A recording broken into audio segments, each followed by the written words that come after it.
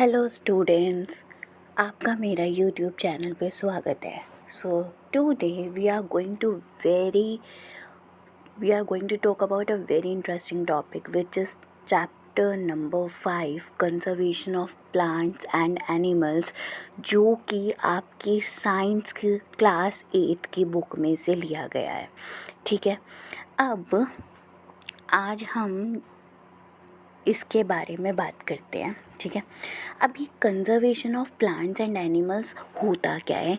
Conservation का मतलब होता है किसी भी चीज़ को प्रोटेक्ट करना। ठीक है, किसी भी चीज़ को प्रोटेक्ट करना। अब हम इस चैप्टर में बेसिकली जो है प्लांट्स और एनिमल्स को प्रोटेक्ट करने के बारे में बात कर रहे हैं।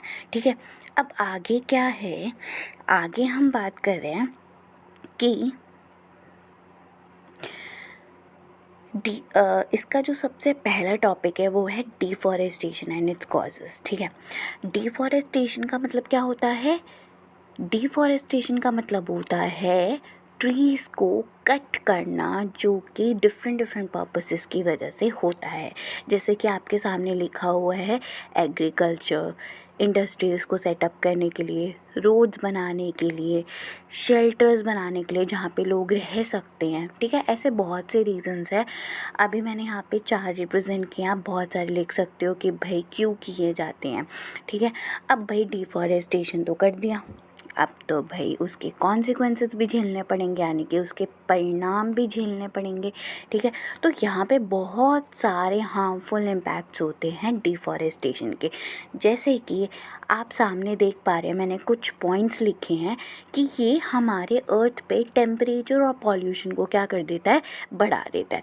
मैंने सेकंड पॉइंट लिखा है कि कार्बन डाइऑक्साइड का जो अमाउंट है वो क्या कर देता है, वो इंक्रीज़ कर देता है। अब कार्बन डाइऑक्साइड जैसे जैसे इंक्रीज़ होती रहेगी वैसे वैसे क्या होती रहेगी, ग्लोबल वार्मिंग। क्या होती रहेगी, ग्लोबल वार्मिंग। थर्ड क्या है, ये सॉइल फर्टिलिटी को क्या कर देता है, डिक्रीज़ कर देता है।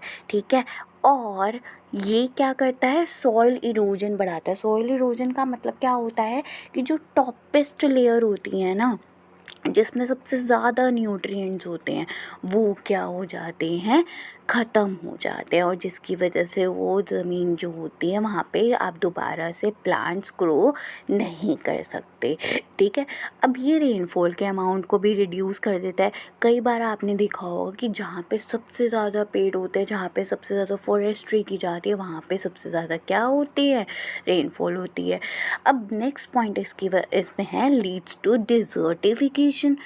डिजर्टिफिकेशन का मतलब क्या होता है? डिजर्टिफिकेशन का मतलब होता है कि जो फर्टाइल लैंड होती है, जहाँ पे आप प्लांट्स को ग्रो करते हो, वो जो लैंड होती है वो कन्वर्ट हो जाती है धीरे धीरे करके डिजर्ट लाइक कंडीशन में, जैसे कि आप जिसे हिंदी में बंजर ज़मीन के नाम से भी जानते हो। ठीक है, अब नेक्स्ट क्या है कि ये infiltration, reduce the amount of infiltration rate, that means moving of water from soil to underground water। ये क्या करता है, ये इनफिल्ट्रेशन रेट के अमाउंट को भी रिड्यूस कर देता है। अभी इनफिल्ट्रेशन रेट क्या है भाई? इनफिल्ट्रेशन का मतलब होता है कि जो पानी सॉइल में जाता है वो अंडरग्राउंड वाटर में नहीं पहुंच पाता। ठीक है, उसकी जो मूवमेंट होती है वो काफ़ी ज़्यादा क्या हो जाती है, रिड्यूस हो जाती है। 8th पॉइंट लिखा है reduce the water holding capacity of the soil which leads to floods. ठीक है, अब ये वाटर होल्डिंग कैपेसिटी को भी क्या कर देता है, रिड्यूस कर देता है। अब देखो भाई, सॉइल जब पानी ही नहीं होल्ड कर पाएगा तो क्या होगा, फ्लड होगा। ठीक है, 9th है कि रेनफॉल के अमाउंट को रिड्यूस कर देता है। अब इसकी वजह से क्या होता है, ड्रॉट होता है। ठीक है, यानी कि सूखा पड़ जाना। अब नेक्स्ट टॉपिक है आपका conservation of forest and wild life government. देखो, conservation of forest and wild life, यहाँ पे हम वाइल्ड लाइफ और फॉरेस्ट को कैसे कंजर्व करते हैं। चलो सिटीजन्स तो is a different thing, but government क्या करती है, गवर्नमेंट रूल्स और पॉलिसीज़ बनाती है ताकि प्लांट्स और वाइल्ड लाइफ को क्या किया जा सके, प्रोटेक्ट किया जा सके। अब जैसे कुछ एरियाज़ होते हैं जैसे कि wild life sanctuary, biosphere reserve, national parks, ये ऐसे एरियाज़ होते हैं जहाँ पे ह्यूमन एक्टिविटीज़ बिल्कुल भी अलाउड नहीं होती, ठीक है। अब ये एनसीईआरटी से ही एक पोर्शन दिया गया है, यहाँ पे ये बताया गया है कि फ्लोरा और फोना जो है उनको प्रोटेक्ट करने के लिए या उनके हैबिटेट्स को प्रोटेक्ट करने के लिए कुछ प्रोटेक्टेड एरियाज़ जो हैं वो मार्क किए जाते हैं, ठीक है।